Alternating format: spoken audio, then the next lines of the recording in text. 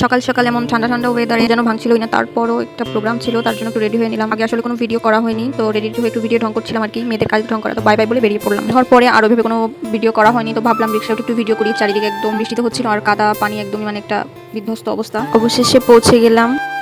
ভেতরে ঢুকতেই দেখি অনেকে চলে আসছে, তো তারপর আমি অডিটোরিয়ামের দিকে গেলাম। তো ভিতরে ঢুকেই সব একদম ফাঁকা ফাঁকা দেখে মনে হচ্ছিল যে ঠিক টাইমে আসছি, কারণ আমার বৃষ্টির ভিতরে একটু বের হতেও একটু লেট হয়ে গেছিল।